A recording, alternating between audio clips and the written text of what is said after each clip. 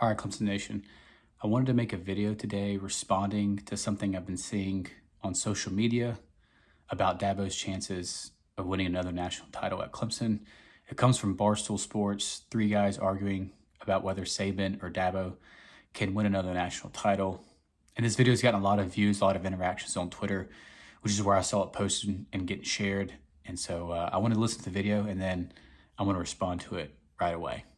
So here's the video. True or false? Dabo Swinney has won his last national championship at Clemson, because exactly what he just said is the opposite with Dabo, because he just said Saban's won it with multiple coordinators. Dabo ain't never won a goddamn thing without Brent Venables. And he's not won a damn thing without elite offensive talent.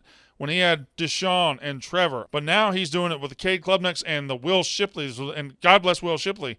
He's fine running back. He ain't what they've had in the past. The receivers are nowhere near the 5-star first rounders they've had in the past. I'll say true to Dabo. Yep. I just think with the ACC, it's hard to get back. It's going to be hard to build up like that again. And to his credit, though, let's say that was his last. He had a hell of a run.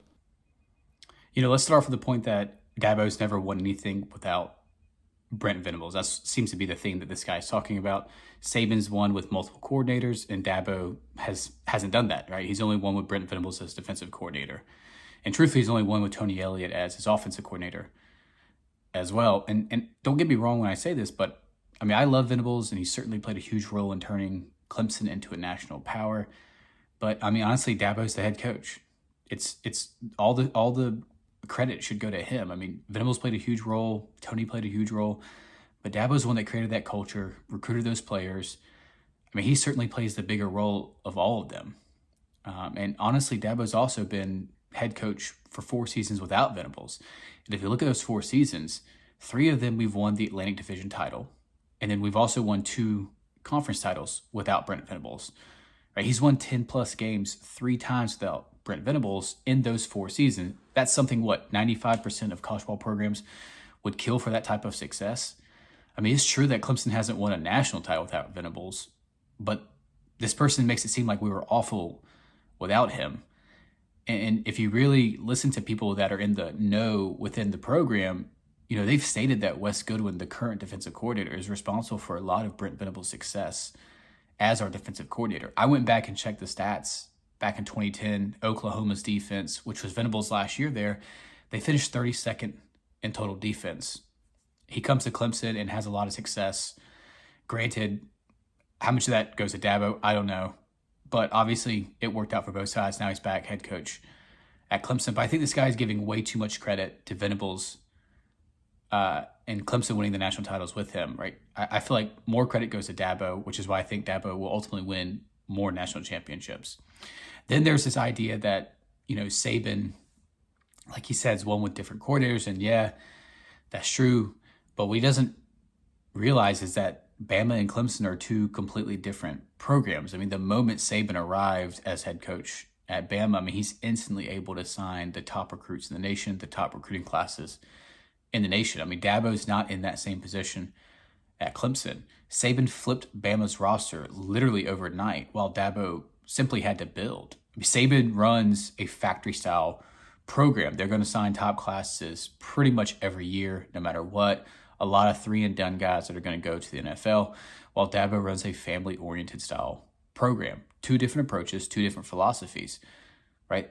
These are just different models, and honestly, both of them work. Dabo has shown that his model is effective, and he just showed that he's more than willing to make significant changes when necessary.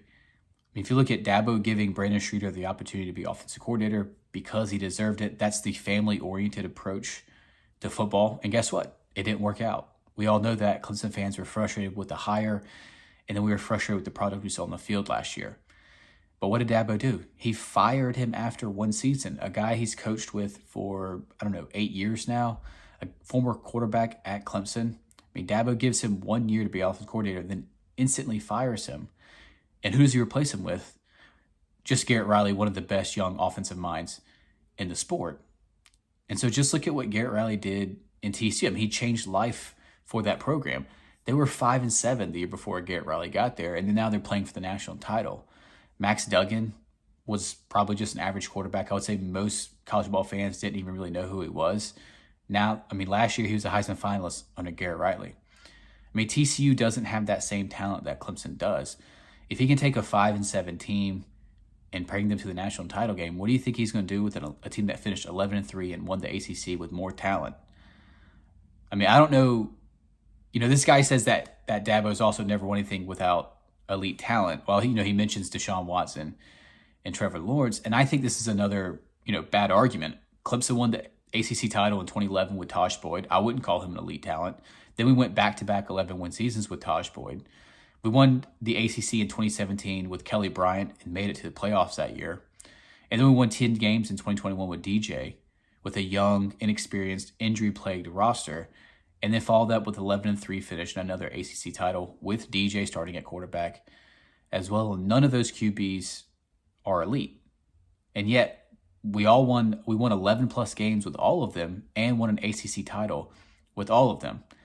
I don't know if Cade will be as good as Deshaun or Trevor was, but I do know that he's going to be better than Taj, KB, and DJ. I also know that Cade will have a much better offensive coordinator and QB coach than all those quarterbacks that I mentioned. Deshaun and Trevor had Brandon Streeter as their QB coach and Tony Elliott as their offensive coordinator.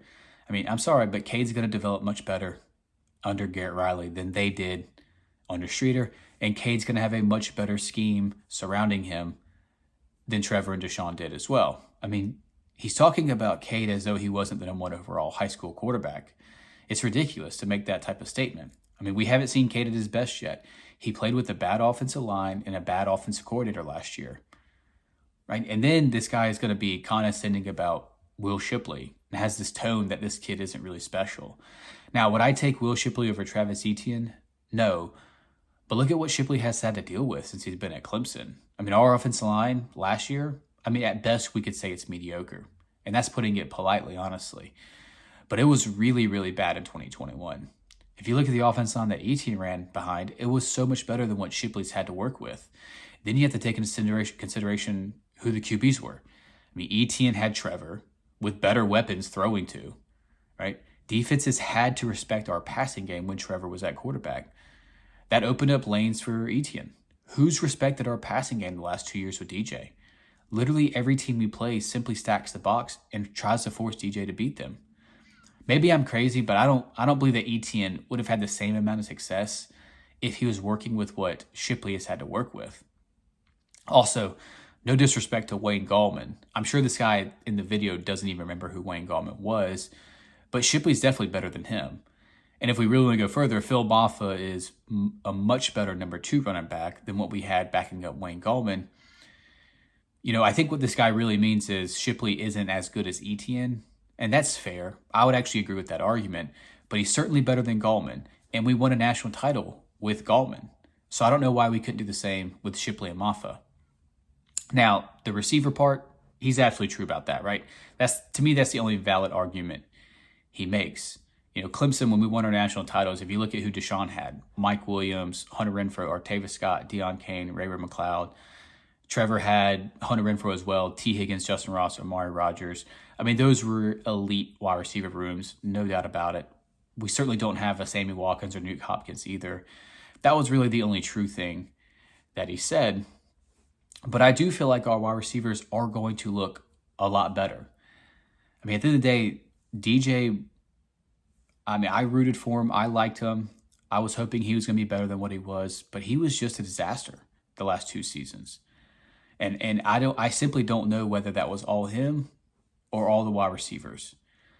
And so now we're finally going to get a chance to see that. A receiver is an entirely dependent position. If your quarterback's not good, you're not going to put up numbers. And so we haven't had a good quarterback the last 2 years. So it's not shocking that our wide receivers weren't putting up numbers. We're going to have Cade this year. We're going to have Garrett Riley calling plays.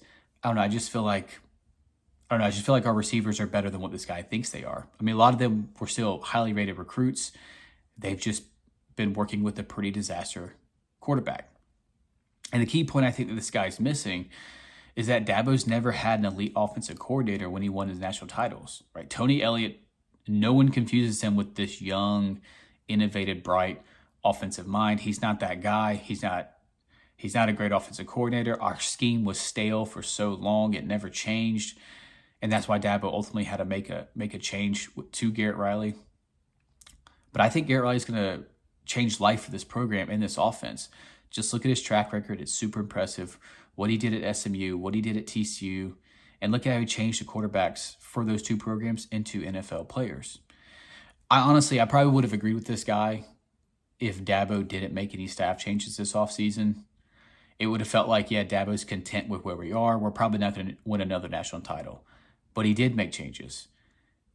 Firing Streeter and replacing him with Garrett Riley is your indication that Dabo is going to win another national title, in my opinion. Right? He's going to make the necessary changes in order to do so.